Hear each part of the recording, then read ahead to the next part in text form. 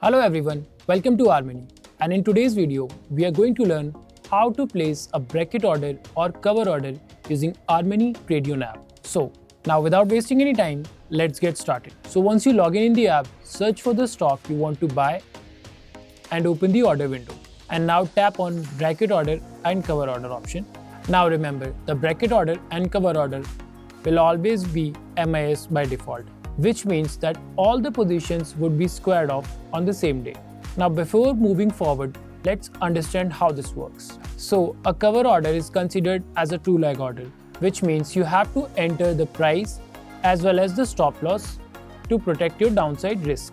And in bracket order, it is considered as a three leg order where you have to enter your entry price, your target, as well as your stop loss, where your trade is managed from the both sides. And first we'll understand how to place a cover order, and then we'll understand how to place a bracket order. So now once you enter the quantity, you need to enter the price. By default, the system will take the market price, and if you want to enter a limit price, you just need to click on this toggle option and enter your limit price. But in this case, we are going to keep it as market price. And now here in the stop loss section, you have to enter the stop loss in value. For example, if your stock is trading at 100 rupees and you want to take a stop loss at 95. So in this case, you are going to enter 5 rupees as a stop loss. Once all details are confirmed, click on buy.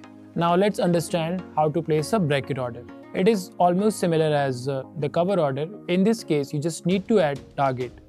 Now once you enter the quantity, price, stop loss, you have to set the target value, and trailing stop loss is optional, so let's keep it as 1.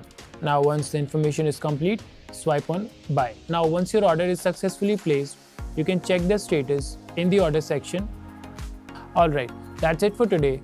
Thank you for watching. If you have any doubts, please comment down below. Until then, happy trading. Bye bye.